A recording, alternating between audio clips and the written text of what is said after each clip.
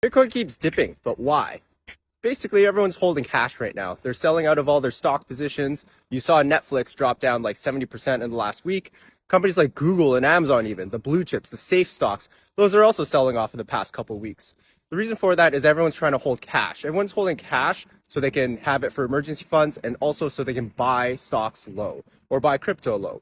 Right now, interest rates are rising, so all the central banks around the world are trying to fight inflation. And what's happening with that is they're raising interest rates so it's more expensive to borrow, and they're trying to stop people from spending money. They're trying to slow demand. When people do that, everyone sells off all of their stocks, and they hold cash or stable coins in crypto, like USDT or Tether or USDC. When they hold all these, which are at all-time highs, by the way, meaning everyone's holding a lot of cash. They sold off all their cryptos. Everyone's waiting to buy right now. But because all the central governments are fighting inflation, they're trying to slow demand, they're trying to stop people from spending money, everyone's waiting for capitulation. Capitulation means long-term holders, not long-term holders. People are waiting for the long-term holders to sell their bags. They're waiting for them to sell their positions, to give up, to finally admit defeat, sell their positions, and you'll see a massive flush down in price. And that's when everyone will step in to buy low so that they can sell high later on. I'm watching the level right now at 35,000. I mentioned the other day that if we broke that 37,500 level, that would continue going lower. Well, we're at 35,000. It potentially goes down to 33,000. And I think we would stop around 20,000 with maybe a very quick move down to 24.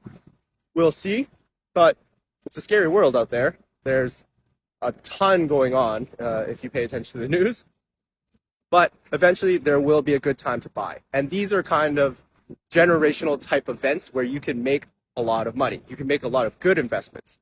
You can't buy when the price is high. You have to buy when there's not blood in the streets, but when I saw someone use Darius Dale from 42 Macro. He had an example that you don't buy when there's blood in the streets. You buy when the Fed comes out to clean up the blood in the streets.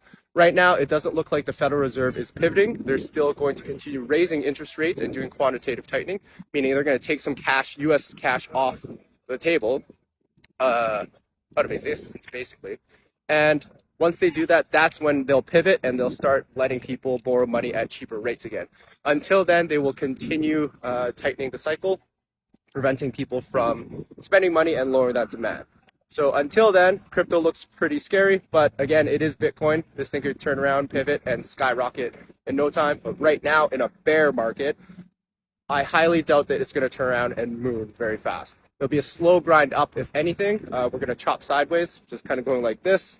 Probably won't go very far up this year in 2022. It looks like this is going to be an accumulation phase. This is the time when all the big money, this is when people make money. You have to buy low, continuously dollar cost average in, buy slowly, because in the coming year or two, that's when the price will go up and you get paid off. So do your own research, check out what Bitcoin is for, check out what good this could be, and see if you like it.